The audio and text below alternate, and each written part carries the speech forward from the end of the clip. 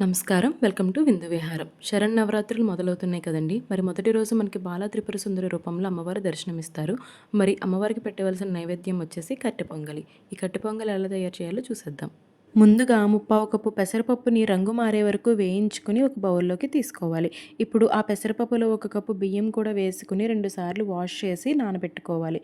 ఇప్పుడు ఒక కడాయిలో 3 గ్లాసులు వాటర్ వేసి ఉప్పు వేసుకుని మరిగించుకోవాలి. వాటర్ మరగడం స్టార్ట్ అయ్యాక నానబెట్టిన పప్పు బియ్యం వాటర్లో వేసి లో ఫ్లేమ్లో ఉడికించుకోవాలి. అన్నం 90% ఉడికించుకున్నాక స్మాషర్తో కొంచెం స్మాష్ చేసుకుంటే చల్లారక కూడా పొంగల్ మెత్తగా ఉంటుంది, లేదంటే గట్టిగా అయిపోతుంది. నెక్స్ట్ ఈ పొంగల్లోకి తాలింపు కోసం ఒక 3 టేబుల్ స్పూన్ నెయ్యి వేసుకుని దానిలో ఆవాలు, జీలకర్ర, మిరియాలు కూడా వేసాను, వీడియోలో స్కిప్ అయింది. ఇంకా పచ్చిమిర్చి, జీడిపప్పు, అల్లం, కరివేపాకు, ఎండుమిర్చి, చిటికెడు ఇంగువ, పసుపు వేసి వేయించుకోవాలి. ఇప్పుడు ఈ తాలింపుని మనం ముందుగానే ప్రిపేర్ చేసుకున్న పప్పన్నంలోకి వేసుకుని తాలింపు ఫ్లేవర్ అంతా అన్నంలోకి పట్టడం కోసం కలపకుండా 2 మినిట్స్ మూత పెట్టేసి అలా ఉంచేయాలి. తర్వాత మొత్తం ఒకసారి మిక్స్ చేసుకుంటే కట్టె పొంగల్ రెడీ. నైవేద్యం పెట్టే ముందు పైన ఇంకొంచెం నెయ్యి కూడా వేసుకుంటే ఇంకా కమ్మగా ఉంటుంది. మరి ఈ కట్టె పొంగల్ని మీరు కూడా ఈ శరన్నవరాత్రులు ఇంట్లో ట్రై చేసి అమ్మవారికి నైవేద్యంగా పెట్టండి. వీడియో నచ్చితే please like and subscribe for more videos.